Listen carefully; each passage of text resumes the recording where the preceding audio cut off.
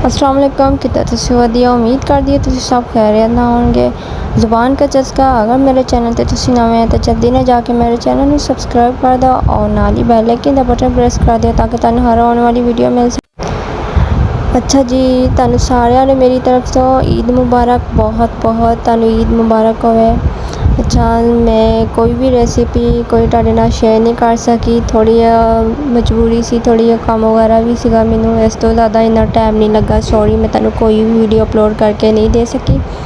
अज असी बना रहे हैं चने, जो कि बहुत ही मज़ेदार है। चनिया का साना बहुत ही ज़बरदस्त होने वाला वा। बिस्मिल्लाहिर्रहमानिर्रहीम, बिस्मिल्लाह दी बरकतां। हुण असीं इहदे विच घी पाया वा, 2 चमचे घी दी पावांगे। चने किन्ने लए आ, आधा किलो चने आ और 2 चम्मच यानी तकरीबन 1 कप होना वा के ते इहदे विच गर्म हो जाएगा। फिर प्याज पावांगे। बिस्मिल्लाहिर्रहमानिर्रहीम, बिस्मिल्लाह दी बरकतां। 4 प्याज ले सीगे और मैं हरी काट ले सी। लहसुन, अदरक और टमाटर वगैरह मैं सामान सारा रेडी करके रख लिया वा। प्याज नू फ्राई कर दिया और मैं तुहाडे नाल एक गल शेयर करूँगी। मेरा चैनल है रिशा पंजाबी व्लॉग, असी व्लॉग भी बनाते हैं और बहुत ही मज़े के व्लॉग होंगे। जल्दी ने जाके मेरे चैनल में विजिट करियो और आ देख लो ये काम। मेरे भतीजे ने बहुत शौक है, देखता रहता वा कि मैं की करन दी की नहीं, तो ये भी नाल ही शूट करता वा। अच्छा, ये बहुत ही अच्छे अच्छे व्लॉग है साढ़े चैनल दे, जाके रिशा पंजाबी व्लॉग जाके जल्दी ना विजिट करो और रिसर्च करो रिशा पंजाबी व्लॉग। बहुत ही ज़बरदस्त व्लॉग है। उम्मीद करदी है तुहानू पसंद आएगी। मेरे चैनल में सपोर्ट करियो। प्याज से ब्राउन हो चुके हैं। हुण इहदे विच पावांगे लहसुन। लहसुन दा मैं 1 चम्मच लिया वा। बिस्मिल्लाहिर्रहमानिर्रहीम, बिस्मिल्लाह दी बरकतां।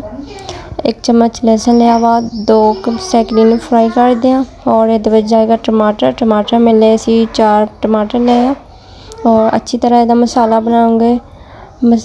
टमाटर वगैरह जो जल्दी मसाला गल जाए, प्याज चीज़ कोई चीज़ नज़र नहीं आनी चाहिए। सब सालन हमेशा वही मज़ेदार होता वा जिहदे विच प्याज भी टमाटर अच्छी तरह मिक्स हो जाए, अच्छी तरह मसाला अच्छी तरह ग्रेवी इन्हां दी बन जाए। इन्हां चंगी तरह भुन लेना वा। अच्छा, इहदे विच हुण पावांगे नमक अस पे ज़रूरत इस्तेमाल करांगे और इहदे विच आएगी 1 चम्मच लाल मिर्च और आधा चम्मच हल्दी दा। अच्छा जी, मसाले ने अच्छी तरह भुन लिया वा। आधा किलो चने ले सी, चने मैं आधा किलो लिया, मैं भिगो के रखे थे। देखो मैं उबाइल नहीं किया होया और आधा किलो चने ले आ मैं इहदे विच पा लूँगी। बिस्मिल्लाहिर्रहमानिर्रहीम, बिस्मिल्लाह दी बरकतां। चनिया नू मैं बॉयल नहीं किया सी और इनू मैं सिर्फ 5 मिनटों वास्ते भुनांगी, इन्ना ज़्यादा नहीं भुनना। और इहदे विच जाएगा 1 चम्मच अदरक दा। बिस्मिल्लाहिर्रहमानिर्रहीम। अगर मेरे चैनल पे नवे हैं तो जल्दी ना जाके मेरे चैनल में सब्सक्राइब कर दो और नाल ही बेल आइकन दा बटन प्रेस कर दे ताकि तुहानू हर आने वाली वीडियो मिल सके।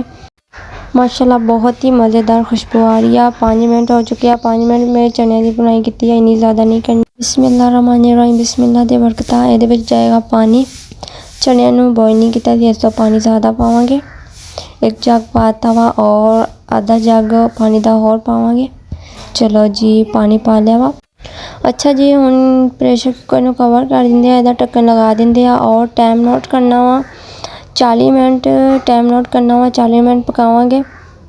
और अच्छा जी, पकन ते लग गया 40 मिनट पकाना वा, टाइम नोट कर लो 40 मिनट। चलो जी, बिस्मिल्लाह कर दिया, चुल्हा कर दिया बंद और 40 मिनट हो चुके हैं। छोटी घंटी पहले उत्ते करांगे, पहले छोटे वाली ऊपर करांगे और फिर बड़े वाली। चलो जी, बिस्मिल्लाह।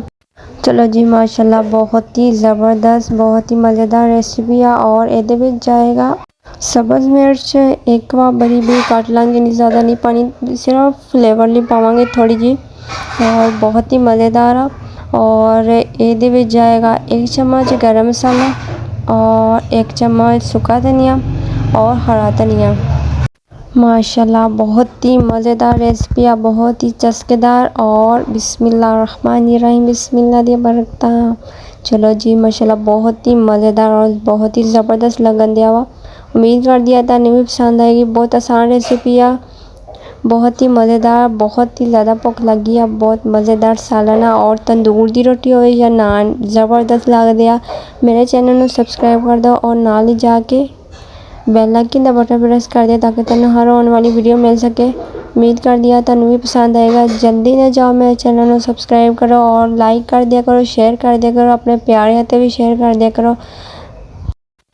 अपना बहुत सारा ख्याल रखिए। ਅਸੀਂ फिर मिलांगे नवे चस्के दे नाल, नवी रेसिपी दे नाल। ओके अल्लाह हाफिज़।